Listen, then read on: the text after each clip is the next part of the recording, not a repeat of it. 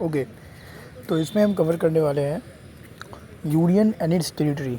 देखो, union and its territory ये भारतीय संविधान के पार्ट 1 में आता है, इंडियन कॉन्स्टिट्यूशन के पार्ट 1 में आता है और पार्ट 1 में आर्टिकल 1 से 4 तक दी गई है।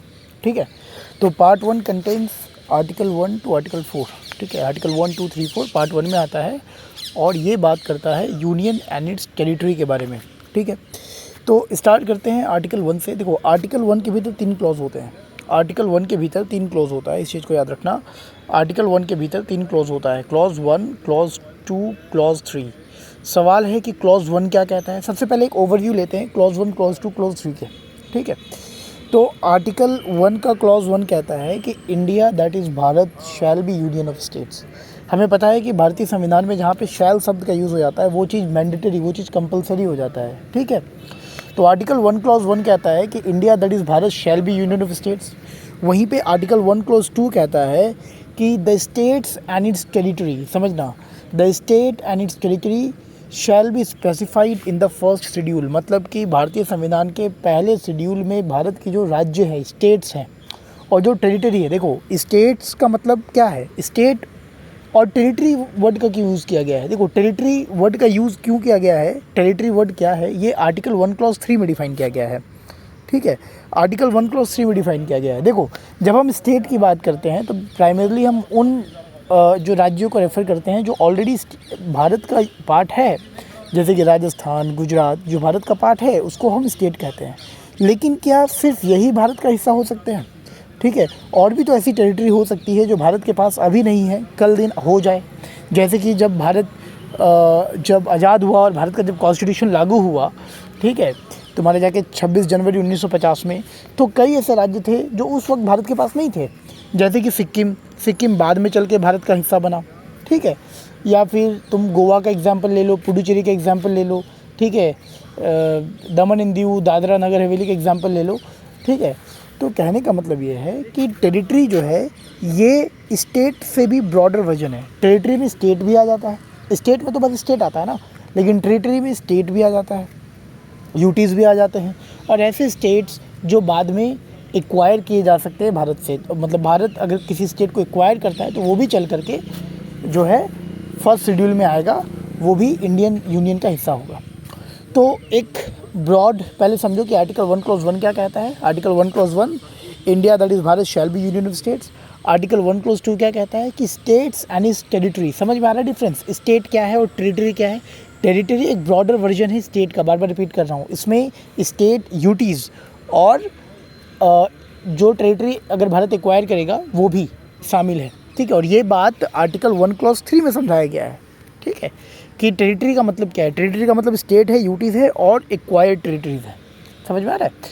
सो आर्टिकल 1 क्लॉज 1 क्लियर है, आर्टिकल 1 क्लॉज 2 क्लियर है, आर्टिकल 1 क्लॉज 3 क्लियर है। अब एक एक का इंटरप्रिटेशन समझते हैं। देखो, आर्टिकल 1 क्लॉज 1 का इंटरप्रिटेशन क्या है, समझो। भारत, आर्टिकल 1 क्लॉज 1 में यूनियन शब्द का इस्तेमाल किया गया है, लेकिन भारत जो है, इंडियन कॉन्स्टिट्यूशन जो है वो फेडरल नेचर का है। फेडरल मतलब डिवीज़न ऑफ पावर है। क्या सिर्फ भारत में यूनियन गवर्नमेंट है? नहीं, भारत में स्टेट गवर्नमेंट भी है। मतलब पावर को डिवाइड किया गया है, एक फेडरल गवर्नमेंट है हमारे देश में। तो फिर ऐसा क्यों है कि फेडरेशन की जगह यूनियन शब्द का इस्तेमाल किया गया, ये चीज़ समझना। ठीक है, भारतीय कॉन्स्टिट्यूशन में कहीं भी सेंट्रल गवर्नमेंट नहीं लिखा गया है, कहीं भी लिखा गया है तो यूनियन लिखा गया है, इस चीज़ का ख्याल रखना। तो सवाल उठता है कि जब भारत देश फेडरल है, इंडियन कॉन्स्टिट्यूशन फेडरल है, तो फेडरेशन का इस्तेमाल नहीं करके यूनियन का इस्तेमाल क्यों किया गया। अब इसको एक्सप्लेन करते हैं doctor B R Ambedkar. Doctor B R Ambedkar 4 points देते हैं। वो 4 पॉइंट्स बताते हैं कि क्यों जो है फेडरेशन की जगह यूनियन शब्द का इस्तेमाल किया गया है।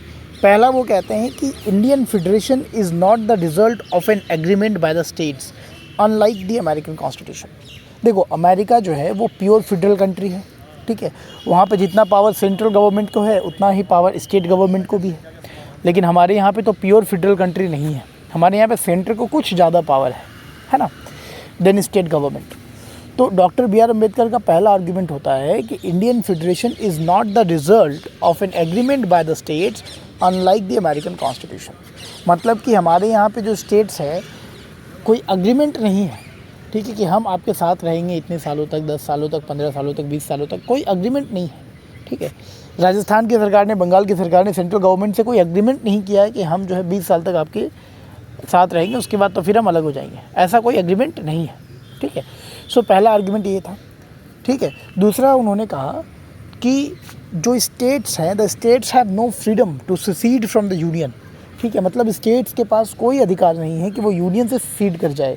ठीक है, मतलब वो अलग हो जाए। कल दिन बंगाल की सरकार नहीं कह सकता कि अब तो हम अलग देश हैं, अब हम अलग होंगे, अब हम इंडियन यूनियन का पार्ट नहीं होंगे।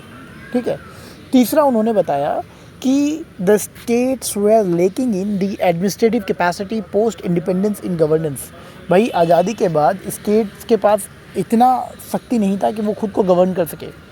भाई अब स्टेट को गवर्न ऐसे थोड़ी हो जाता है। स्टेट को गवर्न करने के लिए एडमिनिस्ट्रेटिव मशीनरी चाहिए होती है, कैपिटल चाहिए होता है ना। एक कैपिटल बनाना होता है, वहाँ पे बहुत सारे इंफ्रास्ट्रक्चर्स बनाने होते हैं, बहुत सारे ऑफिसर्स चाहिए होते हैं, इलेक्शन करवाना होता है, तो बहुत सारी एडमिनिस्ट्रेटिव मशीनरी की रिक्वायरमेंट होती है। ठीक है, अब इंडिपेंडेंस के बाद इतनी जल्दी ये सब कर पाना मुश्किल था। ठीक है, तो ये तीसरी बात हो गई कि समझ में आ रहा है, इसीलिए स्टेट्स को सेंट्रल गवर्नमेंट के ऊपर भी रिलाई करना पड़ रहा था। तो ये तीसरा आर्ग्यूमेंट हो गया। और चौथा आर्ग्यूमेंट हो गया कि डॉक्टर बी आर अम्बेडकर ने कहा कि there were chances of secessionist tendencies post independence. भाई इंडिपेंडेंस के बाद ऐसे भी चांसेस थे कि कुछ राज्य जो है वो अलग होने की मांग करे, वो अलग देश की मांग करे, आज भी करते हैं। अभी कनाडा और भारत के बीच में इश्यूज़ चल रहे हैं खालिस्तान को लेकर के। ठीक है, तो कुछ सिखों का डिमांड है कि अलग देश बने उनके लिए, खालिस्तान नाम का। ठीक है, इसी तरीके से नॉर्थ ईस्ट में भी जो है इनस्टेबिलिटी बना हुआ ही रहता है। ठीक है, तो सेशनिस्ट टेंडेंसीज तो आज भी मौजूद हैं। कई ऐसे राज्य हैं, कई ऐसे संगठन है, ऑर्गेनाइजेशन है जो खुद को भारत से तोड़ना चाहते हैं।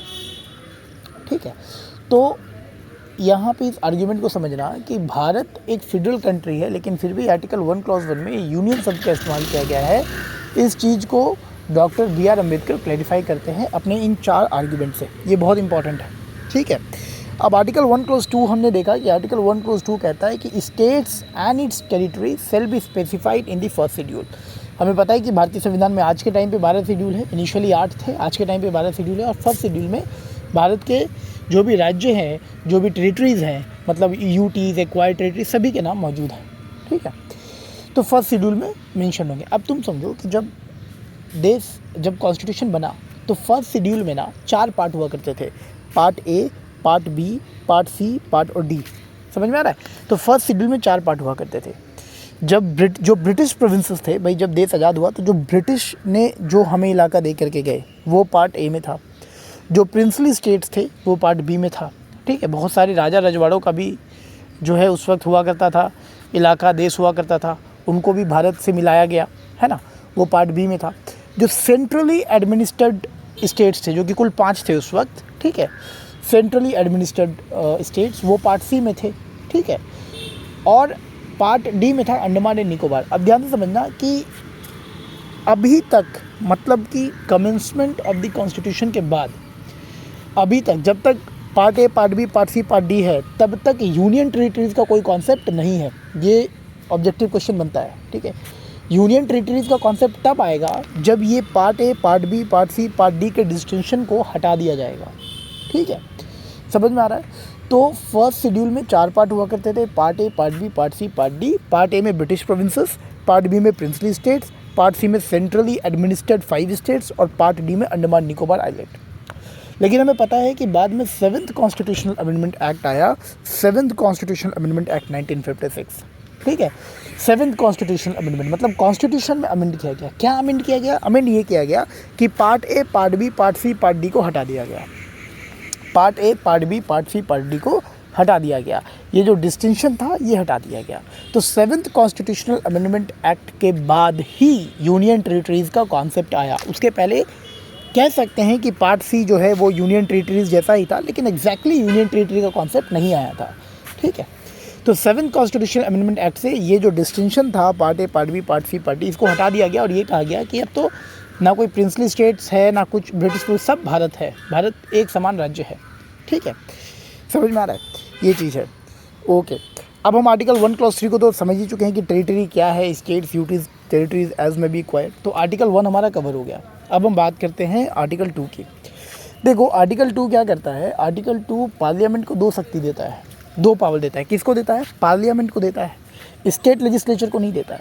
इनफैक्ट पूरे के पूरे पार्ट 1 में आर्टिकल 1 से 4 ले लो, ठीक है, पूरे के पूरे पार्ट 1 में, या फिर तुम आर्टिकल पार्ट 2 ले लो, सिटीजनशिप वाला चैप्टर, तो उसमें भी इन दोनों ही चैप्टर में, ठीक है, स्टेट का कोई रोल नहीं, मतलब स्टेट गवर्नमेंट का कोई रोल नहीं है। अगर सिर्फ स्टेट बोलेंगे तो स्टेट का मतलब तो सरकार हो जाता है आर्टिकल 12 के भीतर।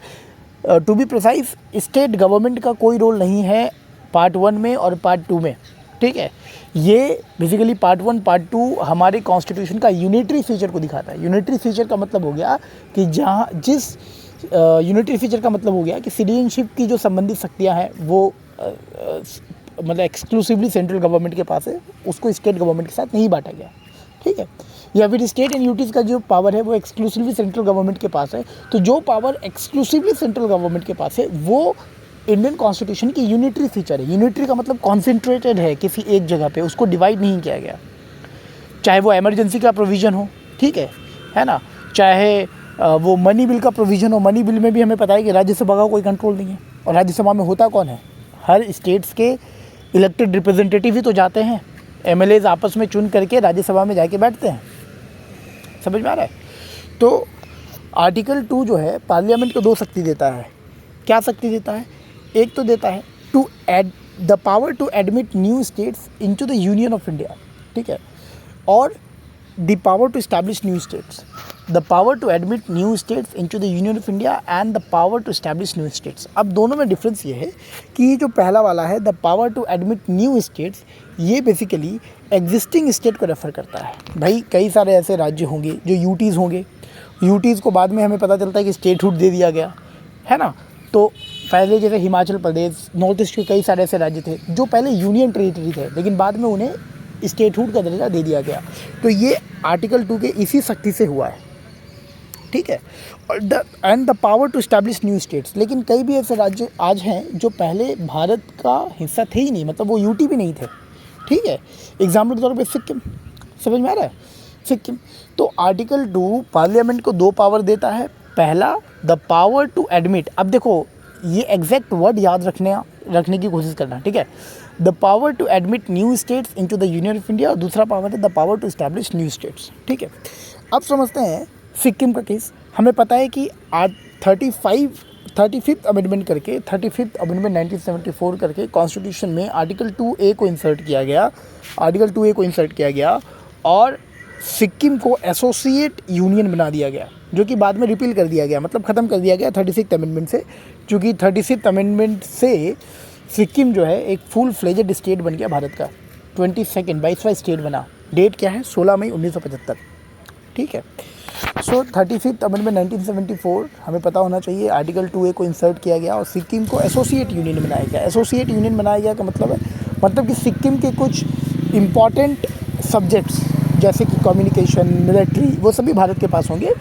हालांकि सिक्किम के पास अपनी ऑटोनॉमी होगी, मतलब उनके पॉलिसीज़ वगैरह वो खुद ही बनाएंगे, लेकिन उनके जो कम्युनिकेशन, ट्रांसपोर्ट वगैरह होंगे, मिलिट्रीज़ वगैरह होंगे, वो भारत के पास होंगे।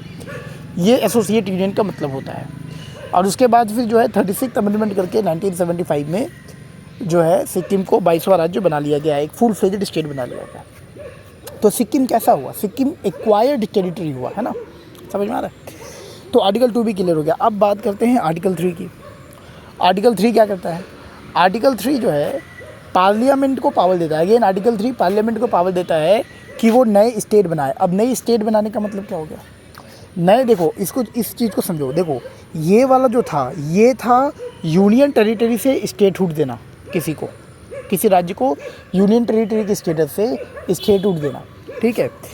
उसके बाद ये जो था the power to establish new states, की कोई स्टेट को एक्वायर करके किसी स्टेट को एक्वायर करना, जैसे कि सिक्किम के केस में हुआ, गोवा पुडुचेरी के केस में हुआ, ठीक है। उसके बाद आर्टिकल 3 जो कहता है, ये पार्लियामेंट को शक्ति देता है form a new state. Form a new state का मतलब क्या हुआ? फॉर्म अ न्यू स्टेट का मतलब हुआ कि ऑलरेडी एक स्टेट था, उसको तोड़ के और एक स्टेट बना दिया गया। जैसे कि आंध्र प्रदेश से बन गया तेलंगाना, ठीक है, आंध्र प्रदेश से बन गया तेलंगाना। बिहार को तोड़ के बन गया एक स्टेट झारखंड, है ना। तो ये चीज़ आर्टिकल 3 बताता है, फॉर्म अ न्यू स्टेट। या फिर स्टेट के एरिया को इंक्रीज़ करना है या डिक्रीज़ करना है, या फिर स्टेट की बाउंड्री को चेंज करना है, या फिर स्टेट का नाम बदलना है, किसी राज्य का नाम बदलना है, ये सभी आर्टिकल 3 में ये एक्सक्लूसिव पावर पार्लियामेंट के पास है। इसमें स्टेट गवर्नमेंट का कोई रोल नहीं है। स्टेट गवर्नमेंट चाह के भी कुछ नहीं कर सकती। तो कल दिन अगर प्राइम मिनिस्टर मोदी का मन करे कि वेस्ट बंगाल का नाम बदल देना चाहिए तो वो कर सकते हैं। ममता बनर्जी कुछ नहीं कर सकती, वेस्ट बंगाल की गवर्नमेंट कुछ नहीं कर सकती इसमें, ठीक है। तो आर्टिकल 1 से लेकर आर्टिकल 3 तक तो हमने कवर कर लिया। अब देखो, जब भी आर्टिकल 2 और आर्टिकल 3 पे के पावर को एक्सरसाइज किया जाता है तो उसके लिए कुछ शर्त होती है, कुछ कंडीशंस होती है। वो क्या कंडीशन होती है? पहला कंडीशन ये है कि बिल को इंट्रोड्यूस करने से पहले प्रेसिडेंट के रिकमेंडेशन की ज़रूरत होती है। जैसे कि हमने पढ़ा था मनी बिल में कि मनी बिल को अगर इंट्रोड्यूस करना है तो प्रेसिडेंट के रिकमेंडेशन की ज़रूरत है, ठीक है। उसी तरीके से अगर आर्टिकल 2 और आर्टिकल 3 के पावर को हम एक्सरसाइज कर रहे हैं तो उस बिल को सबसे पहले प्रेसिडेंट के रिकमेंडेशन की ज़रूरत है। प्रेसिडेंट उस बिल को रिकमेंड करने के पहले जो कंसर्न्ड स्टेट है, ठीक है, जो स्टेट इसमें इन्वॉल्व है, उस स्टेट के लेजिस्लेचर को भेजता है उसके ओपिनियन के लिए, ठीक है। अब समझना, अब अगर वो स्टेट लेजिस्लेचर समय पे अपना ओपिनियन दे तो भी बिल को अप्रूव माना जाएगा, समय पे अपना ओपिनियन ना दे तो भी बिल को अप्रूव माना जाएगा। विच मीन्स कि पार्लियामेंट स्टेट लेजिस्लेचर के ओपिनियन से बिल्कुल भी बाध्य नहीं है। स्टेट लेजिस्लेचर एग्री करे तो भी ठीक, ना करे तो भी ठीक, पार्लियामेंट स्टेट लेजिस्लेचर के बात से बिल्कुल भी बाध्य नहीं है, बाउंड नहीं है। इसीलिए कहा जाता है कि India is indestructible union of destructible state. मतलब हम स्टेट को तो डिस्ट्रक्ट कर सकते हैं, एक स्टेट से दूसरा स्टेट बना सकते हैं, स्टेट के बाउंड्री को चेंज कर सकते हैं, स्टेट का नाम बदल सकते हैं, मतलब हम स्टेट को मैनिपुलेट कर सकते हैं, लेकिन ओवरऑल इंडियन यूनियन को मैनिपुलेट नहीं कर सकते। समझ में आ रहा है? So India is called indestructible union of destructible state. वो इसलिए क्योंकि स्टेट गवर्नमेंट का कोई पावर नहीं आता है जब स्टेट को मैनिपुलेट करने की बात आती है। जब स्टेट मतलब टेरिटोरियल स्टेट को जब मैनिपुलेट करने की बात आती है तो राज्य सरकार की कोई शक्तियाँ नहीं होती, इसीलिए ऐसा कहा जाता है। समझ में आ रहा है? ओके, तो हमने क्या देखा कि सबसे पहले प्रेसिडेंट के रिकमेंडेशन की ज़रूरत होती है। प्रेसिडेंट रिकमेंड करने के पहले कंसर्न स्टेट को भेजता है उसके ओपिनियन के लिए। पार्लियामेंट स्टेट लेजिस्लेचर के ओपिनियन से बिल्कुल भी बाध्य नहीं है, वो एक फॉर्मेलिटी होता है। उसके बाद भी प्रेसिडेंट जो है रिकमेंड करता है। उसके बाद एक बार प्रेसिडेंट रिकमेंड कर दिया तो सवाल उठता है कि बिल को कहाँ इंट्रोड्यूस किया जाए, राज्यसभा में करेंगे कि लोकसभा में करेंगे। तो याद रखना, बिल को किसी भी हाउस में इंट्रोड्यूस किया जा सकता है, बिल को किसी भी हाउस में इंट्रोड्यूस किया जा सकता है। लेकिन मनी बिल के केस में हमने पढ़ा था कि मनी बिल सिर्फ और सिर्फ लोकसभा में इंट्रोड्यूस हो सकता है ना। मनी बिल सिर्फ और सिर्फ लोकसभा में इंट्रोड्यूस हो सकता है। फाइनेंशियल बिल 1 भी जो था वो भी सिर्फ और सिर्फ लोकसभा में इंट्रोड्यूस हो सकता है, ठीक है। तो ये चीज़ें हो गई। उसके बाद तो बिल को हम किसी भी हाउस में इंट्रोड्यूस कर सकते हैं, लोकसभा में इंट्रोड्यूस कर सकते हैं, राज्यसभा में हम इंट्रोड्यूस कर सकते हैं, ठीक है। और क्या मेजॉरिटी चाहिए होगा? तो हमें सिंपल मेजॉरिटी चाहिए होता है, ठीक है। हमें बिल को पास करवाने के लिए सिंपल मेजॉरिटी चाहिए होता है, मतलब 50% प्रेजेंट इन वोटिंग। हमने पढ़ा हुआ है कि भाई कितने तरीके की मेजॉरिटी होती है। एक सिंपल मेजॉरिटी होता है, 50% प्रेजेंट इन वोटिंग है, एक एब्सोल्यूट मेजॉरिटी होता है, एक इफेक्टिव होता है, एक स्पेशल मेजॉरिटी होता है अंडर आर्टिकल 249, 368, 61, है कि नहीं। तो इस तरीके से तो इसके लिए हमें सिर्फ सिंपल मेजॉरिटी की ज़रूरत चाहिए होती है। अब सवाल उठता है कि ठीक है, दोनों हाउसेस से पास हो गया, प्रेसिडेंट के पास चला गया, तो प्रेसिडेंट के पास क्या शक्ति है? क्या प्रेसिडेंट कोई वीटो पावर एक्सरसाइज कर सकता है? नहीं, प्रेसिडेंट कोई वीटो पावर एक्सरसाइज नहीं कर सकता। प्रेसिडेंट को वो पास करना ही पड़ेगा, प्रेसिडेंट को एक्सेप्ट करना ही पड़ेगा, ठीक है। जैसे कि हमने मनी बिल के केस में देखा था कि मनी बिल के केस में प्रेसिडेंट साहब या तो एक्सेप्ट कर सकते हैं मनी बिल को, या तो रिजेक्ट कर सकते हैं, रिकन्सिडरेशन के लिए नहीं भेज सकते, विच मीन सस्पेंसिव वीटो का इस्तेमाल नहीं कर सकते। मैं थोड़ा सा रिवाइज करवा दे रहा हूँ, ठीक है। वहीं पे कॉन्स्टिट्यूशनल अमेंडमेंट बिल का भी हमने कॉन्सेप्ट देखा था कि जब कॉन्स्टिट्यूशनल अमेंडमेंट बिल प्रेसिडेंट साहब के पास जाता है दोनों हाउसेस से पास होकर के, तो भी प्रेसिडेंट साहब के पास कोई ऑप्शन नहीं है, प्रेसिडेंट साहब उसको एक्सेप्ट ही करेंगे, उनको प्रेसिडेंट साहब को एक्सेप्ट करना ही पड़ेगा, ठीक है। हाँ, प्रेसिडेंट रिकन्सिडरेशन के लिए जरूर भेज सकते हैं कॉन्स्टिट्यूशनल अमेंडमेंट बिल को, मतलब सस्पेंसिव वीटो का इस्तेमाल जरूर कर सकते हैं। ध्यान समझना, यहाँ पे कॉन्स्टिट्यूशनल अमेंडमेंट बिल जब दोनों हाउसेस से पास होकर के स्पेशल मेजॉरिटी से पास होकर के, आर्टिकल 368 में हमें पता है स्पेशल मेजॉरिटी से पास होकर के जब प्रेसिडेंट के पास जाता है तो प्रेसिडेंट उसको रिजेक्ट नहीं कर सकता, बल्कि या तो एक्सेप्ट कर सकता है इमीडिएटली, या तो रिकन्सिडरेशन के लिए भेज सकता है, ठीक है, रिकन्सिडरेशन के लिए। अब ध्यान रहे कि एक बार हाउसेस को रिकन्सिडरेशन के लिए भेज दिया तो वापस से जब वो रिकन्सिडर होकर हाउस से आएगा, अब सवाल उठता है कि जब प्रेसिडेंट साहब रिकन्सिडरेशन के लिए वापस से हाउस में भेजेंगे तो क्या फिर से हमें स्पेशल मेजॉरिटी की ज़रूरत होगी, या फिर से हमें 50% रेटिफिकेशन स्टेट्स चाहिए होंगे अगर फेडरल फीचर से संबंधित है तो? नहीं, जब प्रेसिडेंट साहब रिकन्सिडरेशन के लिए भेजते हैं उस वक्त सिर्फ सिंपल मेजॉरिटी चाहिए होता है, और एक बार सिंपल मेजॉरिटी वापस से सेकंड टाइम प्रेसिडेंट के पास आएगा तो प्रेसिडेंट साहब के पास सिर्फ और सिर्फ ऑप्शन रह जाता है उसको एक्सेप्ट करने का। ठीक है, ये चीज़ याद रखना, एमसीक्यूज़ में फंसा सकता है। ठीक है, चलो, तो ये चीज़ हम समझ गए। अब देखो, कॉन्स्टिट्यूशन के कमेंसमेंट के बाद जो है इंडिया ने कई ऐसे फॉरेन टेरिटरीज़ को एक्वायर किया, चाहे वो दमन एंड दीव हो, दादरा नगर हवेली हो। भाई दादरा दमन एंड दीव कहाँ पे है? थोड़ा मैप भी हमें देखना पड़ेगा, है ना, थोड़ा मैप भी हमें देखना पड़ेगा। ठीक है, देखो ये जो गुजरात का यहाँ पे छोटा सा पोर्शन है, ये है हमारा तुम्हारा जाके दादरा नगर हवेली, और यहाँ पे ये गुजरात यहाँ ख़त्म होता है, यहाँ पे है दमन एंड दीव। ठीक है, हो सकता है थोड़ा मैं एक्सचेंज उल्टा हो गया हो, एक बार देख लेना, या अभी आगे चल के तो देखना ही है। ठीक है, थोड़ा मैप में भी लोकेशन का पता होना चाहिए कि कौन सा लोकेशन कहाँ पे है, ये भी बहुत इंपॉर्टेंट है। ठीक है, ओके फाइन, आगे बढ़ते हैं। तो हमने आर्टिकल 1 समझा, आर्टिकल 2 समझा, आर्टिकल 3 समझा, अब आते हैं आर्टिकल 4 में। आर्टिकल 4 क्या कहता है? आर्टिकल 4 कहता है कि अगर आर्टिकल 2 और आर्टिकल 3 के पावर को एक्सरसाइज कर रहे हो, ध्यान समझना, आर्टिकल 4 कहता है कि अगर आर्टिकल 2 और आर्टिकल 3 के पावर को एक्सरसाइज कर रहे हो तो भारतीय संविधान में अमेंडमेंट करना पड़ेगा, इंडियन कॉन्स्टिट्यूशन में अमेंडमेंट करना पड़ेगा। कहाँ पे अमेंडमेंट करना पड़ेगा? फर्स्ट और फोर्थ शेड्यूल में। फर्स्ट शेड्यूल जहाँ पे स्टेट्स और टेरिटरीज़ के नाम लिखे हुए हैं, और फोर्थ शेड्यूल जहाँ पे राज्यसभा में कितनी सीटें हर स्टेट से मिलनी है वो चीज़ें लिखी गई है। ठीक है, तो आर्टिकल 4 कहता है कि अगर आर्टिकल 2 और आर्टिकल 3 के पावर का एक्सरसाइज कर रहे हो तो फर्स्ट और फोर्थ शेड्यूल को अमेंड करना पड़ेगा। अब चूँकि अमेंड करना पड़ रहा है फर्स्ट और फोर्थ में, तो ये तो कॉन्स्टिट्यूशनल अमेंडमेंट है।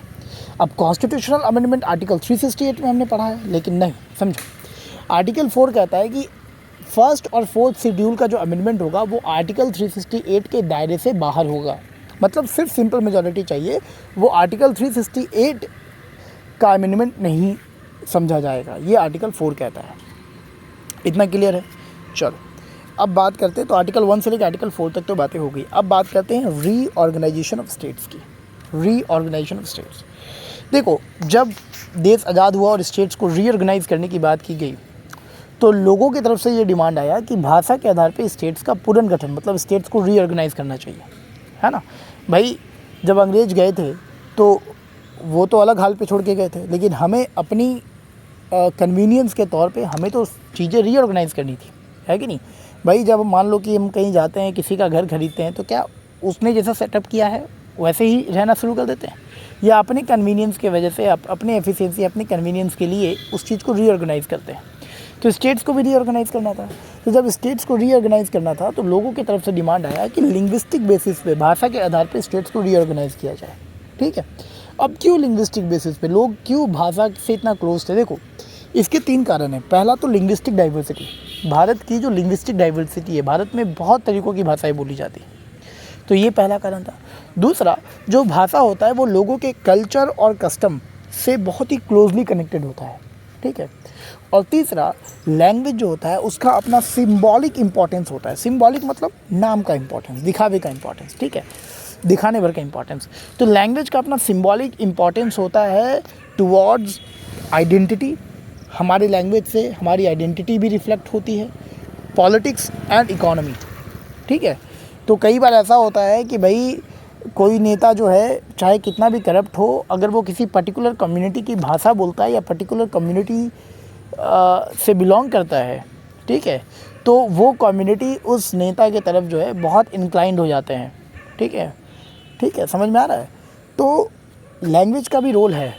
ठीक है, तो ये 3 पॉइंट याद रखना कि क्यों लैंग्वेज की डिमांड की जा रही थी। देखो सब कुछ कॉन्सेप्चुअल है। तो पहला, भारत की लिंग्विस्टिक डाइवर्सिटी।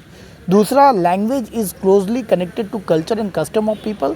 तीसरा, language has symbolic importance towards identity, politics and economy.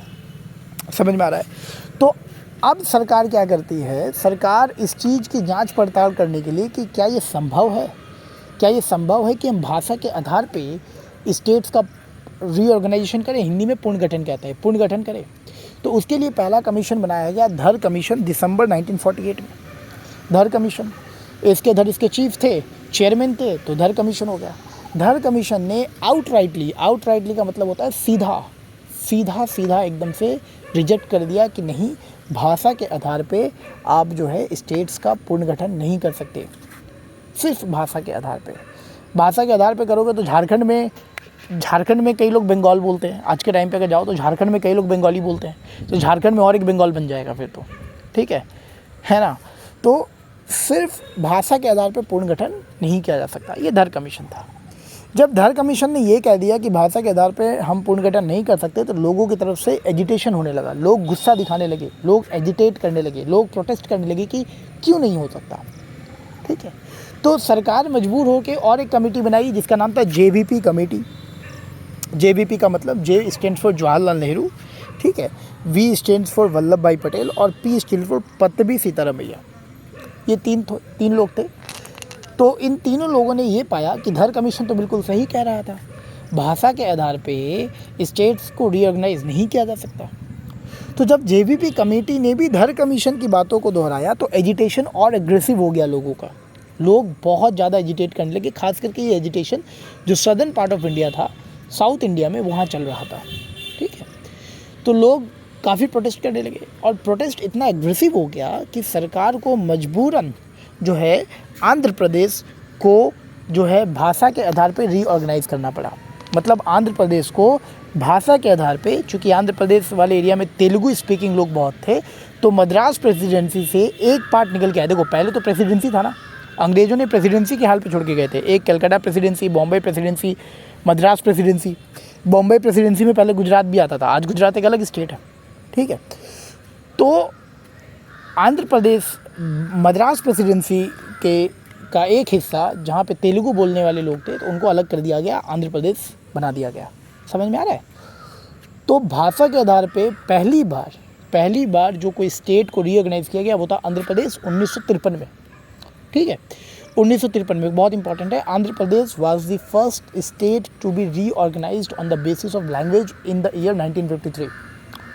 उसके बाद जब ऐसा हुआ तो बाकी स्टेट्स भी डिमांड करने लगे कि जब आंध्र प्रदेश के साथ किया जा सकता है तो हमारे साथ क्यों नहीं। तो उसके बाद उसी साल 1953 में कमीशन बनाई गई जिसका नाम था फैजल अली कमीशन, और इसने 1955 में अपनी रिपोर्ट को सबमिट किया। इसमें 3 लोग थे, एक तो फैजल अली थे, एक थे एच.एन. कुंजरू मतलब हृदयनाथ कुंजरू, और एक का नाम था KM पनिक्कर। तो ये 3 लोग थे, फैजल अली, एच.एन. कुंजरू, KM पनिक्कर। इन तीनों ने क्या बोला, इन तीनों ने 4-5 पॉइंट्स बताए। पहला तो उन्होंने बताया कि भारत की यूनिटी और security must be the top priority. Reorganise करते वक्त भारत की यूनिटी और सिक्योरिटी को ध्यान में रखना चाहिए, ये टॉप मोस्ट प्रायोरिटी होना चाहिए, यूनिटी एंड सिक्योरिटी। यूनिटी और सिक्योरिटी हो गया, ये देखने के बाद फिर हमें लिंग्विस्टिक अकेले नहीं देखना है, बल्कि लिंग्विस्टिक एंड कल्चरल होमोजेनिटी को देखना है। लिंग्विस्टिक और कल्चरल होमोजेनिटी का मतलब क्या होता है, मतलब देखो अगर तुम आज झारखंड और बंगाल बॉर्डर शेयर करता है, अगर देखो तो बंगाल में भले ही लोग बंगाली बोलते हैं और झारखंड में लोग हिंदी बोलते हैं या झारखंडी बोलते हैं, लेकिन अगर कल्चर वाइज देखो तो बंगाल में भी लोग दुर्गा पूजा सेलिब्रेट करते हैं, झारखंड में भी लोग दुर्गा पूजा सेलिब्रेट करते हैं, ठीक है। बंगाल में भी छठ पूजा सेलिब्रेट किया जाता है, चूँकि यहाँ बिहारी हैं, वहाँ भी छठ पूजा सेलिब्रेट किया जाता है। तो जो लोगों के कल्चर है वो भी तो मेंटेन है ना भाई, ठीक है। ऐसा नहीं कह सकते कि भाई झारखंड में ये वाला अगर सिर्फ लिंग्विस्टिक बेसिस पे अगर राज्यों को रीऑर्गेनाइज़ किया जाता तो सोचो कैसा होता। बंगाल में ही जहाँ पे बिहारी परिवार ज़्यादा है, जहाँ की कम्युनिटी ज़्यादा बिहारी लोग हैं, या तो उनको कहा जाता है कि आप तो बिहार चले जाओ, ठीक है, या तो फिर उनके लिए बंगाल के भीतर ही एक बिहार स्टेट बन जाता। समझ में आ रहा है, इस तरीके से होता। सोचो कितना ज़्यादा कॉम्प्लेक्स होता, ठीक है। तो फैजल अली कमीशन ने कहा कि लिंग्विस्टिक और कल्चरल होमोजेनिटी को भी ध्यान में रखना है, सिर्फ लैंग्वेज नहीं बल्कि लैंग्वेज और कल्चर को भी ध्यान में रखना है। दूसरी बात हो गई। तीसरी बात हो गया कि फाइनेंशियल इकोनॉमिक और एडमिनिस्ट्रेटिव कंसिडरेशन को भी ध्यान में रखना है। तो पहला पॉइंट क्या कहा गया कि unity and security must be the top priority, उसके बाद लिंग्विस्टिक एंड कल्चरल होमोजेनिटी, उसके बाद financial economic and administrative considerations, उसके बाद बोला गया कि राज्यों को कुछ इस तरीके से पुनर्गठन किया जाए कि राज्यों का तो भला हो लेकिन साथ साथ पूरे देश का भी भला हो। समझ में आ रहा है, राज्यों का तो भला हो साथ ही साथ पूरे देश का भी भला हो। अब देखो यहाँ पे सवाल बनता है, कई सारे सवाल यहाँ पे हम लोग एड्रेस करेंगे, जैसे जैसे आगे बढ़ेंगे कई सारे सवाल एड्रेस करेंगे। जैसे कि क्या उत्तर प्रदेश जो कि एक बहुत बड़ा राज्य है, क्या उसको तोड़ करके एक और स्टेट बना देना चाहिए ताकि उत्तर प्रदेश का डेवलपमेंट हो सके? क्या नॉर्थ ईस्ट में कुछ स्टेट्स को मिला देना चाहिए? ठीक है, समझ में आ रहा है? क्या राजस्थान के और भी जो है 2-3 स्टेट बनाने चाहिए तोड़ करके, क्योंकि राजस्थान भी बहुत बड़ा राज्य है। तो इस तरीके के क्वेश्चंस को हम एड्रेस करते हुए चलेंगे, क्योंकि देख, अब तुमको पॉलिटिकल साइंस पढ़ना है, वो भी पोस्ट ग्रेजुएशन करना है, वो भी बड़े इंस्टीट्यूट से, तो कॉन्सेप्ट बहुत क्लियर होना चाहिए। क्योंकि घुसने के बाद तो काम नहीं, घुसने के बाद भी तो पढ़ना है ना भाई। इंस्टीट्यूट में घुसने के बाद भी तो पढ़ना है, वहाँ के स्टूडेंट्स से कॉप अप करना है ना, क्योंकि वहाँ के स्टूडेंट्स ज़्यादातर पॉलिटिकल साइंस के बैकग्राउंड वाले होंगे, ठीक है। तेरा बैकग्राउंड पॉलिटिकल साइंस का नहीं है, तो कॉन्सेप्ट को इस तरीके से क्लियर करके जाना है कि जब वहाँ पे जाए तो ऐसा ना लगे कि तू नॉन पॉलिटिकल साइंस स्टूडेंट है, ठीक है। ये सारी चीज़ें। तो फैज़ल अली कमीशन के आधार पे 7th कॉन्स्टिट्यूशनल अमेंडमेंट एक्ट आया। हमने पढ़ा कि 7th कॉन्स्टिट्यूशनल अमेंडमेंट एक्ट ने फर्स्ट शेड्यूल में जो part A, part B, part C, part D था, उसको हटा दिया, उस डिस्टिंक्शन को हटा दिया, है ना। और फिर यहीं से 14 स्टेट्स और 6 यूटीज़ को बनाया गया। तो यूनियन टेरिटरी का concept 7th constitutional amendment act से ही आया, है ना।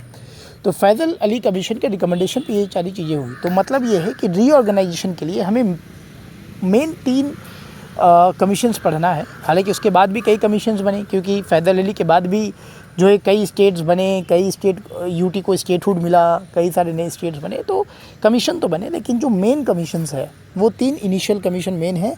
धर commission, JVP committee, Fazal Ali commission, ठीक है। चलो इतना हो गया। अब हम बात करते हैं कि हमें यूटीज़ की ज़रूरत क्यों है, नीड फॉर यूटीज़, ठीक है, ध्यान समझ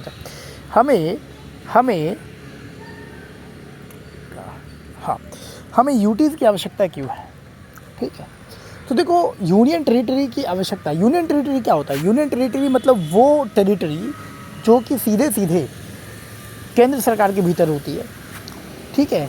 या तो केंद्र सरकार के भीतर कम्प्लीटली होती है, और नहीं भी तो बहुत हद तक केंद्र सरकार उसको कंट्रोल करती है, बहुत हद तक कंट्रोल करती है। तो यूनियन टेरिटरी की हमें आवश्यकता क्यों है? यूनियन टेरिटरी की आवश्यकता हमें 4 बड़े कारण है, याद रखना, 4 बड़े कारण हैं। इसको मैं कैसे याद रखा हूँ? निमोनिक्स के तौर पे याद रखा हूँ, ठीक है। निमोनिक्स के तौर पे याद रखा हूँ। अरे भाई ये क्या हो रहा है, एक सेकेंड, इसको कम कैसे करूँ मैं? अरे भाई कम कैसे होगा? हाँ, पेन थिकनेस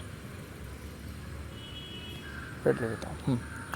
तो AS, ठीक है, CEN, ये मैं एशियन में पढ़ता हूँ, या एसन, ऐसे मैंने याद किया है, ठीक है, कि हमें यूटीज़ की ज़रूरत क्यों है, उसके लिए हमने ये नेमोनिक्स याद किया है। ASCEN, ए का मतलब हो गया एडमिनिस्ट्रेटिव एफिशिएंसी, एस का मतलब हो गया स्ट्रेटेजिक इंपॉर्टेंस, CE का मतलब हो गया कल्चरल एंड एथनिक डाइवर्सिटी, और N का मतलब हो गया नेशनल सिक्योरिटी।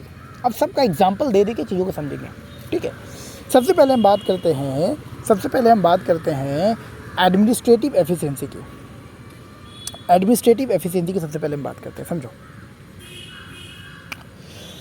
एडमिनिस्ट्रेटिव एफिशिएंसी देखो क्या होता है कि भाई कई ऐसे राज्य होते हैं जिनका साइज बहुत छोटा होता है, बहुत स्मॉल साइज होता है, ध्यान समझना।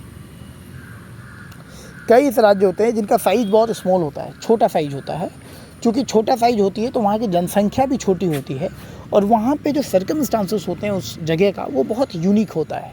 यूनिक इन द सेंस कि वहाँ का जो कल्चर होता है वो बाकी सभी कल्चर से काफ़ी डिस्टिंक्ट होता है, काफ़ी डिफरेंट होता है, और एक्सटिंक्ट होने के कगार पे रहता है। मतलब कि वहाँ की चूँकि जनसंख्या बहुत कम होती है तो वो गायब होने के, वो ख़त्म होने के कगार पे रहता है, समझ में आ रहा है?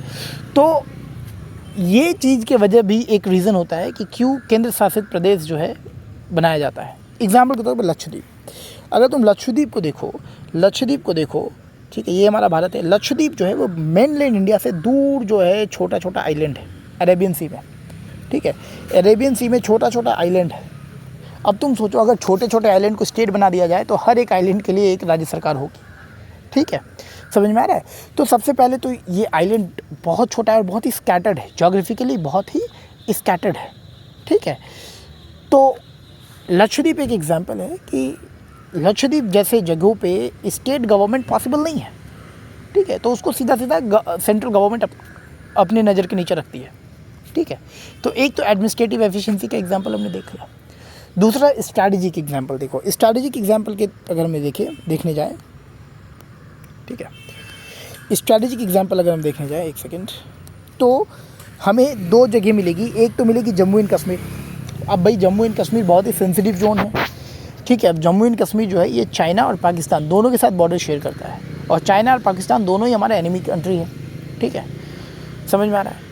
हालांकि चाइना एनिमी कंट्री क्या कहेंगे, चाइना जो है वो ग्लोबल प्लेटफॉर्म में भारत को काउंटर करने की कोशिश करता है, और पाकिस्तान तो एनिमी कंट्री है, ठीक है। तो जम्मू एंड कश्मीर, अब ऐसे जगहों पे बहुत ज़रूरी है कि सेंट्रल गवर्नमेंट इस चीज़ को देखे, ठीक है। तो जम्मू एंड कश्मीर आज के टाइम पे यूनियन टेरिटरी है, ठीक है। उसके बाद अंडमान एंड निकोबार आइलैंड का भी एग्जांपल ले सकते हैं। अब अंडमान निकोबार आइलैंड को देखो तो अंडमान निकोबार आइलैंड जो है ना वो भारत से जितना नज़दीक है उससे ज़्यादा नज़दीक वो साउथ ईस्ट एशिया से है, ठीक है। अगर मैं तुमको मैप में दिखाऊँ, ठीक है, अगर मैं तुमको मैप में दिखाऊँ, देखो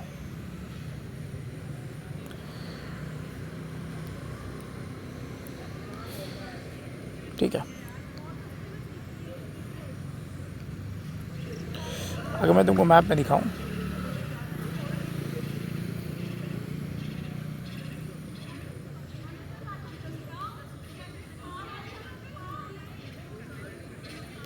ठीक है, तो मैप में अगर मैं दिखाऊं तो कुछ इस तरीके का मैप है। देखो ये है साउथ ईस्ट एशिया कंट्री, ये क्या है, ये है साउथ ईस्ट एशिया कंट्री, अरे यार मिट जा भाई, ये है south east Asia country. South east Asia country अगर देखो तो यहाँ पे तुमको मिल जाता है म्यांमार, अरे यार ये क्या हो गया, मिट गया पूरा, ठीक है, चलो कोई बात नहीं। इसमें अंडू बटन भी नहीं है यार, अंडू बटन है क्या भाई, नहीं अंडू बटन भी नहीं है, ठीक है, चलो कोई बात नहीं। तो समझो, अरे यार मिटा दिया मैंने गलती से, चलो ठीक है, यार तो पूरा ही मिटा देते हैं फिर। तो कहने का मतलब ये है कि अगर तुमको मैप में मैं दिखाऊंगा, मैप में क्या है, फिर से ड्रॉ कर देता हूँ, ठीक है। देखो अंडमान निकोबार ना इधर में कहीं पे है, और ये भारत से जितना नज़दीक है उससे ज़्यादा नज़दीक है साउथ ईस्ट एशिया कंट्री से है, ठीक है। तो अंडमान निकोबार चूँकि भारत से दूर है, साउथ ईस्ट एशिया से नज़दीक है, तो अंडमान निकोबार की सिक्योरिटी डिफेंस के लिए बहुत ज़रूरी हो जाता है कि सेंट्रल गवर्नमेंट उसका ध्यान रखे, ठीक है। उसके साथ साथ अंडमान निकोबार की अपनी बायोडाइवर्सिटी इंपॉर्टेंस है, वहाँ की बायोडाइवर्सिटी बहुत अलग है, ठीक है। उसके बाद वहाँ पे ट्राइबल कम्युनिटीज़ भी रहती है, तो कई ऐसे कारण हैं। और उसके साथ साथ अंडमान निकोबार आइलैंड जो है वो मेरीटाइम बाउंड्रीज, देखो क्या होता है कि अंडमान निकोबार आइलैंड जो है वो हमेशा मेरीटाइम बाउंड्री की वजह से इंटरनेशनल अफेयर में रहता है। मतलब हर कंट्री की ना अपनी मेरीटाइम बाउंड्री होती है, मतलब समुद्री बाउंड्री भी होती है, एक तो ज़मीनी बाउंड्री होती है लैंड बाउंड्री, और एक समुद्री बाउंड्री होता है, ठीक है। तो अब समुद्री बाउंड्री की वजह से क्या होता है कि साउथ ईस्ट एशिया के देश भी क्लोज हैं अंडमान निकोबार आइलैंड के साथ। तो कई बार ऐसा होता है कि हमें पता होना चाहिए कि भाई समुद्र में फ़िशिंग करने का एक जो है इंटरनेशनल सिस्टम है कि आप जो है अपनी बाउंड्री तक ही फ़िशिंग कर सकते हो। तो अंडमान निकोबार आइलैंड बहुत सारी कॉम्प्लेक्सिटी तैयार कर देता है, तो मेरीटाइम बाउंड्री की वजह से भी वो हमेशा इंटरनेशनल अफेयर में रहता है। तो ये कई सारे ऐसे कारण हैं कि सेंट्रल गवर्नमेंट इसको ध्यान दे, ठीक है। तो स्ट्रैटेजिक इंपॉर्टेंस हमने देख लिया, फाइन। इसके बाद हम देखते हैं कल्चरल एथनिक डाइवर्सिटी। अब तुम दादरा नगर हवेली दमन एंड दीव को देखो तो वहाँ पे काफ़ी मात्रा में ट्राइबल पॉपुलेशन है, ठीक है। तो भाई काफ़ी मात्रा में ट्राइबल पॉपुलेशन, और ट्राइबल पॉपुलेशन आज के टाइम पे ख़त्म होने के कगार पे है, तो बहुत ज़रूरी है कि सेंट्रल गवर्नमेंट उसका ध्यान दे। उसी तरीके से तुम अगर लद्दाख को देखो, 2019 में लद्दाख जम्मू एंड कश्मीर को तोड़ के एक बन गया जम्मू एंड कश्मीर और एक बन गया लद्दाख, दोनों यूनियन टेरिटरी है। फ़र्क इतना है कि लद्दाख जो है उसमें कोई लेजिस्लेटिव असेंबली नहीं है, और तुम्हारे इसमें जम्मू एंड कश्मीर में लेजिस्लेटिव असेंबली है, ठीक है। तो लद्दाख में जो है बुद्धिस्ट जो मॉन्क है वो काफ़ी वो सिग्निफिकेंट मात्रा में है, तो लद्दाख को भी प्रिजर्व करना बहुत ज़रूरी है, बुद्धिज़्म को भी प्रिजर्व करना बहुत ज़रूरी है ना, बुद्धिज़्म को भी। तो बुद्धिज़्म जो है भारत में वो भी लगभग ख़त्म ही हो रहा है, ठीक है। तो ये सारे रीज़न है कल्चरल एथनिक डाइवर्सिटी। उसके बाद अगर हम नेशनल सिक्योरिटी की बात करें तो नेशनल सिक्योरिटी में चंडीगढ़ देखो, तो चंडीगढ़ जो है वो पंजाब का भी कैपिटल है, हरियाणा का भी कैपिटल है। और अगर ऐसा ना हो, अगर भारत सरकार जो है चंडीगढ़ को अपने अधीन ना रखे, तो क्या होगा कि पंजाब और हरियाणा में इंटर स्टेट कॉन्फ्लिक्ट हो जाएगा, दोनों आपस में ही मार कर बैठेंगे, ठीक है। तो चंडीगढ़ का एग्जांपल दे सकते हैं, फिर जम्मू एंड कश्मीर का भी एग्जांपल दे सकते हैं। जम्मू एंड कश्मीर भी नेशनल सिक्योरिटी के लिए बहुत इंपॉर्टेंट है, ठीक है। तो यूटीज़ की ज़रूरत क्यों है, उसके लिए एडमिनिस्ट्रेटिव, ठीक है, उसके बाद स्ट्रैटेजिक, उसके बाद कल्चरल एंड एथनिक डाइवर्सिटी, उसके बाद नेशनल सिक्योरिटी। इन सारे पॉइंट्स का हमने काफ़ी अच्छे एग्जाम्पल्स भी देखे। चलो अब हम बात करते हैं जम्मू एंड कश्मीर का केस क्या है, case of Jammu and Kashmir को समझते हैं, ठीक है। देखो जम्मू एंड कश्मीर जब देश आज़ाद हुआ तो जम्मू एंड कश्मीर बाकी स्टेट की तरह नहीं था, ठीक है, समझते हैं। सबसे पहले देखो, पहले तो समझो कि जम्मू एंड कश्मीर भी आर्टिकल 1 में था। आर्टिकल 1 का मतलब हो गया कि फर्स्ट शेड्यूल में लिखा हुआ था। जम्मू एंड कश्मीर भी जो है वो फर्स्ट शेड्यूल में लिखा हुआ था। एक सेकंड, जम्मू एंड कश्मीर जो है वो फर्स्ट शेड्यूल में लिखा हुआ था। ठीक है, फर्स्ट शेड्यूल में लिखा हुआ तो था, लेकिन जम्मू एंड कश्मीर का अपना एक स्पेशल स्टेटस था। सभी चीज़ों को समझते ध्यान से। ठीक है, तो जम्मू एंड कश्मीर आर्टिकल 1 में लिखा हुआ था। आर्टिकल 1 मतलब फर्स्ट शेड्यूल में लिखा हुआ था। उसके बाद ये जो स्टेट था ना, ये स्टेट महाराजा हरी सिंह ने भारत सरकार को दिया था। देखो, हमें पता है कि जब देश आज़ाद हुआ तो प्रिंसली स्टेट्स थे, लगभग सारे प्रिंसली स्टेट्स भारत के साथ मिल गए, लेकिन 3 ऐसे राज्य थे जहाँ मामला अटक रहा था। एक था जम्मू एंड कश्मीर, एक था गुजरात, और एक था, उस वक्त गुजरात को सौराष्ट्र कह रहे थे, और एक था हैदराबाद। किसी तरीके से हैदराबाद और गुजरात तो भी मिल गया, लेकिन जम्मू एंड कश्मीर फंसा रह गया। जम्मू एंड कश्मीर में जो राजा थे वो थे महाराजा हरी सिंह। ठीक है, और राजा हिंदू थे, लेकिन वहाँ की जनसंख्या मुस्लिम थी जम्मू एंड कश्मीर में। ठीक है, अब राजा हरी सिंह जो थे वो इंडिपेंडेंट रहना चाहते थे। हमें पता होना चाहिए कि जब देश आज़ाद हुआ तो जो प्रिंसली स्टेट्स थे उनको अंग्रेज़ों ने ऑप्शन दिया, या तो आप पाकिस्तान के साथ मिल जाओ, या तो भारत के साथ मिल जाओ, या तो इंडिपेंडेंट हो। अब महाराजा हरी सिंह इंडिपेंडेंट रहना चाहते थे। उनको ना पाकिस्तान से मिलना था, उनको ना भारत से मिलना था। ठीक है, तो चूँकि वहाँ की आबादी जो है मुस्लिम आबादी थी, तो पाकिस्तान ने क्या किया, पाकिस्तान ने सोचा कि किसी तरीके से भारत जो है वो महाराजा हरी सिंह को कन्विंस कर ले और अपने साथ लेके आ जाए, या किसी तरीके का मिलिट्री इंटरवेंशन करके अपने साथ लेकर आ जाए। इससे पहले क्यों ना हम जम्मू एंड कश्मीर को ले लें। तो पाकिस्तान ने क्या किया, कुछ इन्फिल्ट्रेटर्स मतलब कुछ घुसपैठियों को भेजा जम्मू एंड कश्मीर में, और उन घुसपैठियों ने मिलकर काफ़ी तहलका मचाया, काफ़ी तबाही मचाया। ठीक है, काफ़ी तबाही मचाया, काफ़ी लोगों को मारा, रेप, लूट पाट, काफ़ी कुछ हुआ। ठीक है, तो महाराजा हरी सिंह क्या किए, महाराजा हरी सिंह को अब जब लगी कि अरे यार ये कैसे होगा, तो महाराजा हरी सिंह को चाहिए था इंडियन हेल्प। अब महाराजा हरी सिंह जो है वो इंडिया को बोले कि हेल्प करो। ठीक है, जम्मू एंड कश्मीर के राजा इंडिया को कहते हैं कि हेल्प करो, लेकिन इंडिया ने कहा कि हम कैसे हेल्प कर दें, अभी अभी हम आज़ाद हुए हैं, और जम्मू एंड कश्मीर तो इंडिया नहीं है, वो तो एक अलग देश है। तो अगर हम जो है जम्मू एंड कश्मीर के लिए लड़ना चालू कर दे तो ऐसा माना जाएगा कि भारत अभी अभी आज़ाद हुआ और अभी अभी अंतर्राष्ट्रीय लड़ाई भी लड़ने लग गया, है ना, पाकिस्तान के साथ फाइट करने लगा जम्मू एंड कश्मीर के लिए, जबकि जम्मू एंड कश्मीर तो भारत का नहीं है। ठीक है, तो हम कैसे करें, तो इसके लिए बहुत ज़रूरी है कि आप सबसे पहले हमारे साथ मिल जाओ, हमारा पार्ट बन जाओ, हमारा हिस्सा बन जाओ, तब फिर हम कुछ हेल्प कर पाएंगे। ठीक है, तो ये सब काम जो है वल्लभ भाई पटेल का था। ठीक है, तो महाराजा हरी सिंह के पास कोई ऑप्शन था नहीं। महाराजा हरी सिंह ने इंडिया के साथ एक एग्रीमेंट साइन किया जिसको हम कहते हैं इंस्ट्रूमेंट ऑफ एक्सेशन। ये कब साइन किया, 26 अक्टूबर 1947। याद रखना, अगस्त में देश आज़ाद हो चुका है। ठीक है, 26 अक्टूबर 1947 को इंस्ट्रूमेंट ऑफ एक्सेशन साइन किया, और इंस्ट्रूमेंट ऑफ एक्सेशन साइन किया, और ये इस एग्रीमेंट में ये था कि जम्मू एंड कश्मीर की 3 चीज़ें भारत के पास होगी, बाकी जम्मू एंड कश्मीर अपने तरीके से ही शासन करेगा, उनके पास ऑटोनॉमी होगी, अपनी सेल्फ इंडिपेंडेंसी होगी, लेकिन 3 चीज़ें हैं भारत के पास होगी। वो क्या था, वो था डिफेंस, एक्सटर्नल अफेयर्स और कम्युनिकेशन। डिफेंस, एक्सटर्नल अफेयर्स और कम्युनिकेशन जो है वो भारत के पास होगी। ठीक है, और भारत सरकार ने ये एश्योरेंस दिया जम्मू एंड कश्मीर को कि इन तीनों के अलावा आप अपने से शासन कीजिए, आप अपना कॉन्स्टिट्यूएंट असेंबली बनाइए। जैसे भारत का कॉन्स्टिट्यूएंट असेंबली था जिसने कि भारत के लिए कॉन्स्टिट्यूशन लिखा, उसी तरीके से आप भी अपना कॉन्स्टिट्यूएंट असेंबली बनाइए जो कि आपके लिए कॉन्स्टिट्यूशन को तय करेगा, आपके लिए इंटरनल कॉन्स्टिट्यूशन को तय करेगा। पढ़ना, ठीक है, जो जो लिखे हैं सारी चीज़ों को समझा रहे हैं। तो भारत ने कमिट किया कि जम्मू एंड कश्मीर के लोग जो है अपना कॉन्स्टिट्यूएंट असेंबली बनाएंगे और वो अपना इंटरनल कॉन्स्टिट्यूशन तय करेंगे जम्मू एंड कश्मीर के लिए। मतलब भारत का एक संविधान अलग जो चल रहा है, जम्मू एंड कश्मीर का भी एक अपना संविधान होगा। ठीक है, और यही कमिटमेंट जो है भारत के आर्टिकल 370 में रिफ्लेक्ट करता है। तो न्यूज़ चल रहा था 2019 में कि आर्टिकल 370 को हटा दिया, आर्टिकल 35A को हटा दिया, सभी चीज़ों को समझेंगे। तो भारत का जो ये कमिटमेंट था कि जम्मू एंड कश्मीर के पास अपना कॉन्स्टिट्यूशन होगा, ये रिफ्लेक्ट करता है आर्टिकल 370 में। आर्टिकल 370 कॉन्स्टिट्यूशन के पार्ट 21 में आता है, और आर्टिकल 370 जो है वो स्पेशल स्टेटस देता है जम्मू एंड कश्मीर को। समझना, आर्टिकल 370 स्पेशल स्टेटस देता है जम्मू एंड कश्मीर को। क्या स्पेशल स्टेटस देता है, आगे पढ़ते हैं।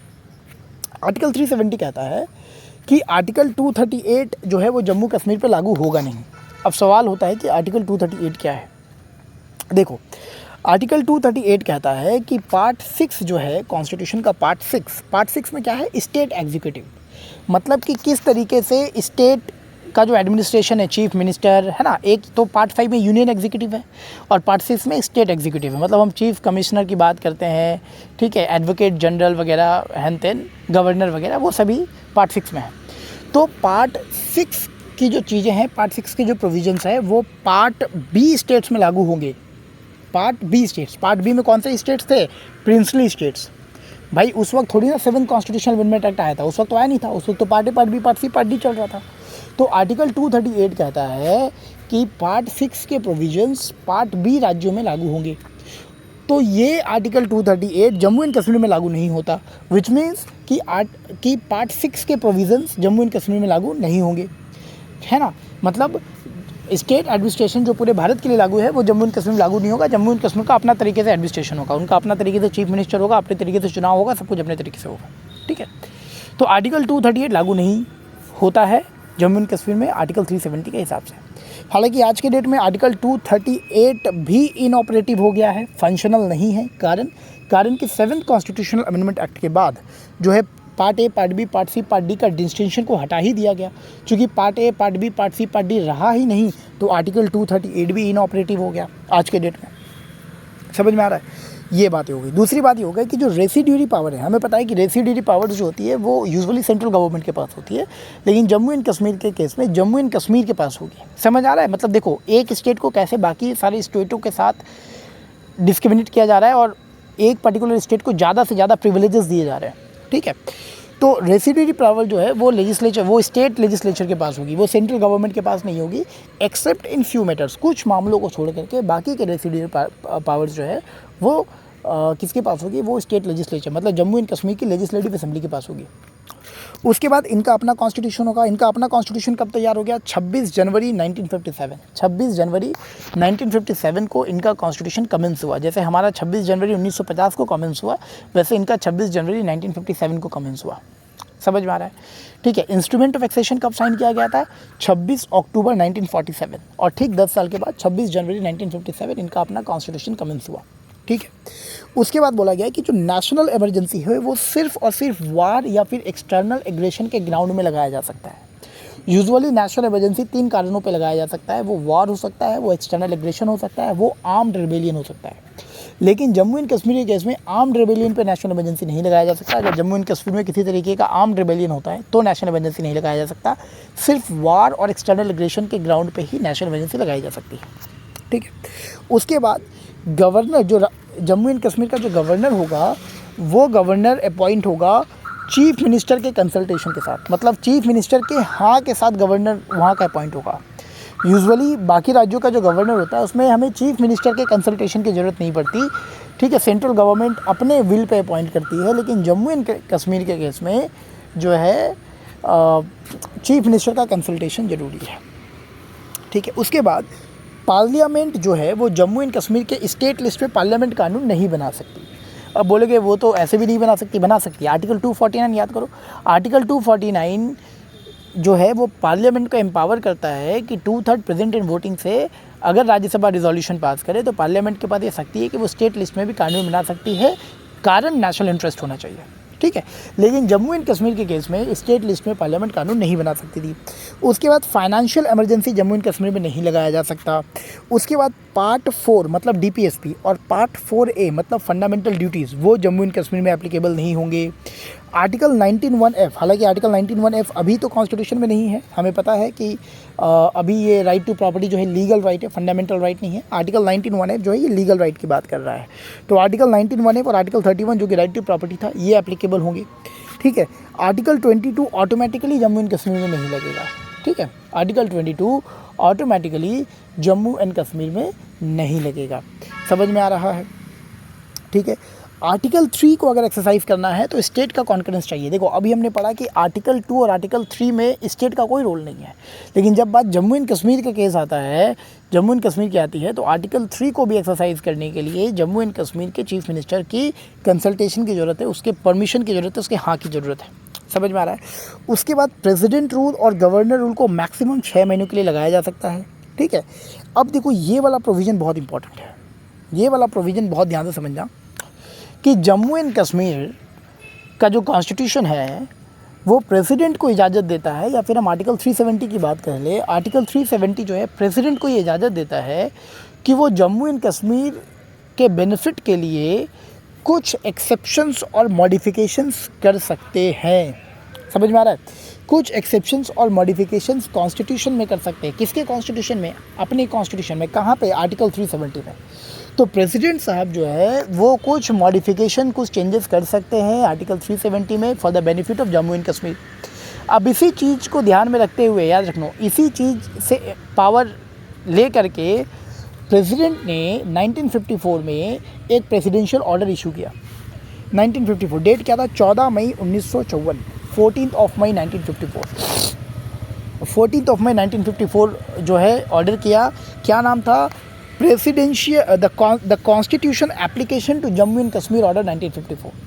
तो प्रेसिडेंट ने एक ऑर्डिनेंस कह लो या प्रेसिडेंशियल ऑर्डर कह लो, वो इशू किया। नाम क्या था? The constitution application to Jammu and Kashmir order 1954।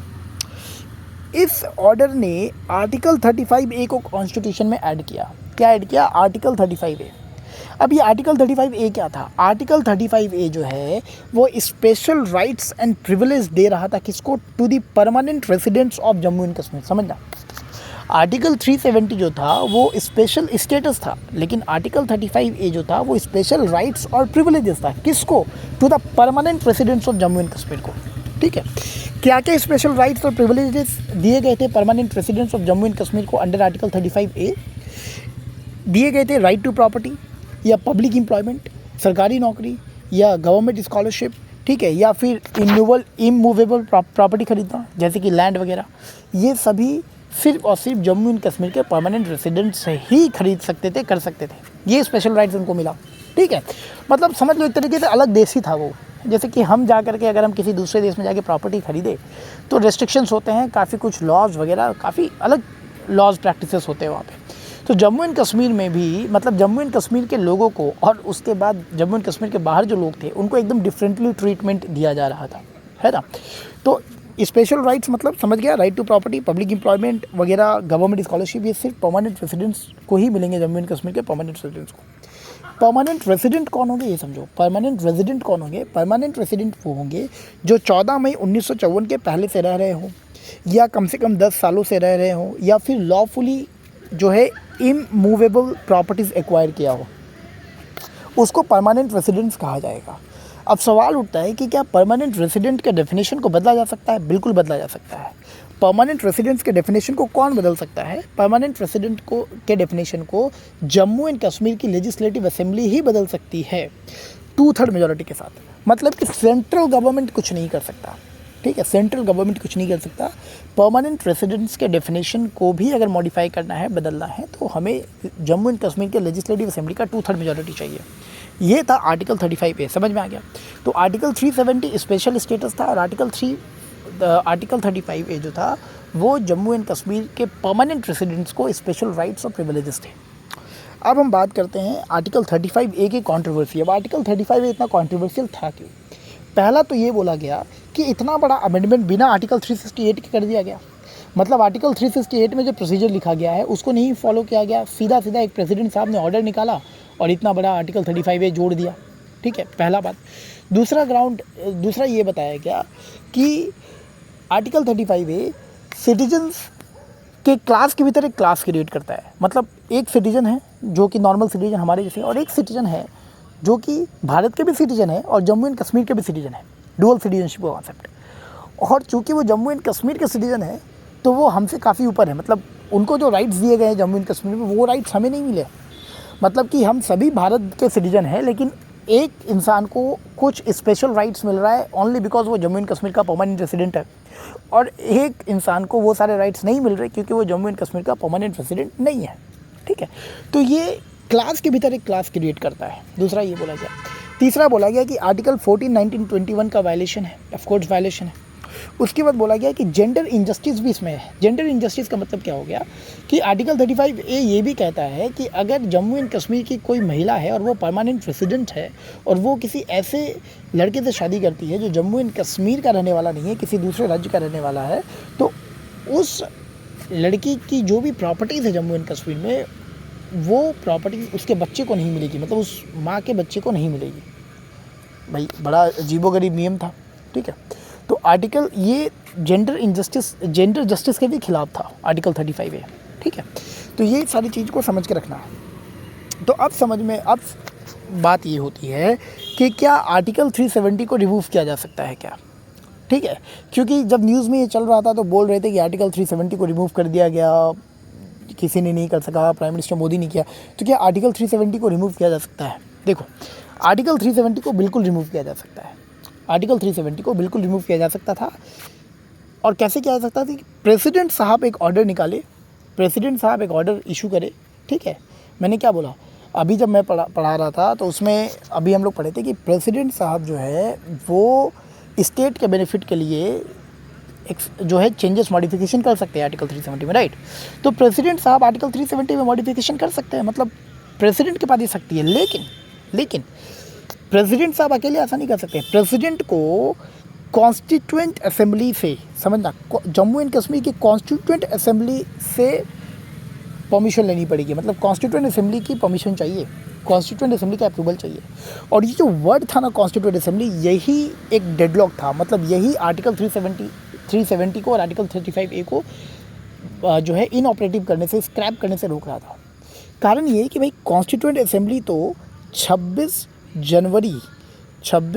जनवरी 1957 को ही डिसॉल्व हो गया, क्योंकि 26 जनवरी 1957 को जम्मू एंड कश्मीर का कॉन्स्टिट्यूशन कमेंस हो गया। तो कॉन्स्टिट्यूएंट असेंबली तो रहा ही नहीं। तो अगर कॉन्स्टिट्यूएंट असेंबली रहा ही नहीं तो कैसे आर्टिकल 370 में प्रेसिडेंट चेंजेस कर सकते हैं, ठीक है। ये एक बड़ा डेडलॉक था, ध्यान से समझना इशू को, ठीक है। तो फिर सवाल उठता है कि how was it done then, इसको फिर किया कैसे गया।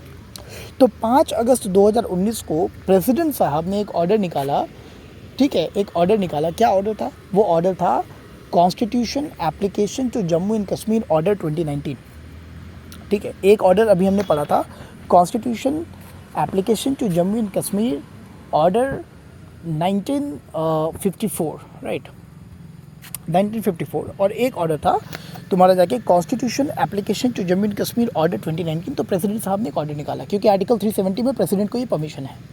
और ऑर्डर निकालने के बाद उसने क्या किया, ऑर्डर निकालने के बाद ऑर्डर में क्या किया कि आर्टिकल 367 में एक क्लॉज डाला, क्लॉज 4। आर्टिकल 367 में एक क्लॉज डाला, क्लॉज 4। और आर्टिकल 367 में जो कॉन्स्टिट्यूएंट असेंबली लिखा गया था उसको बदल दिया लेजिस्लेटिव असेंबली के साथ। आर्टिकल 367 क्लॉज 4 में जो कॉन्स्टिट्यूएंट असेंबली शब्द का इस्तेमाल किया था, क्योंकि कॉन्स्टिट्यूएंट असेंबली तो थी ही नहीं, तो कॉन्स्टिट्यूएंट असेंबली जो शब्द का इस्तेमाल किया गया था उसको रिप्लेस कर दिया, किसके साथ? उसको रिप्लेस कर दिया लेजिस्लेटिव असेंबली के साथ, ठीक है। मतलब कि अब प्रेसिडेंट साहब आर्टिकल 370 में चेंजेस कर सकते हैं, किसकी परमिशन से? लेजिस्लेटिव असेंबली के परमिशन से, ठीक है। तो फिर चेंजेस किए गए। सब्सिक्वेंटली आर्टिकल 35A भी जो है आर्टिकल 370 से ही एम्पावर्ड था, तो आर्टिकल 35A को भी हटा दिया गया और आर्टिकल 370 तो इनऑपरेटिव हो गया, ठीक है। इतना करने के बाद चूंकि आर्टिकल 370 हट गया, मतलब जम्मू एंड कश्मीर का स्पेशल स्टेटस हट गया, तो अब जम्मू एंड कश्मीर बाकी राज्यों की तरह हो गया, बाकी राज्यों की तरह बन गया, ठीक है। तो फिर सरकार ने Jammu and Kashmir reorganisation bill लेकर के आए 2019 का, जिससे कि जम्मू एंड कश्मीर को 2 भागों में तोड़ा गया। एक बन गया जम्मू एंड कश्मीर और एक बन गया लद्दाख। दोनों ही यूनियन टेरिटरी थे। फ़र्क इतना था कि लद्दाख के पास जो था वो विदाउट LT होगा, ये लद्दाख के पास लेजिस्लेटिव असेंबली नहीं थी और कश्मीर के पास, जम्मू एंड कश्मीर के पास लेजिस्लेटिव असेंबली थी। ये डिफरेंस था, ठीक है, समझ में आ रहा है। तो ये सारी चीज़ें हो गई, तो नहीं रखते हैं।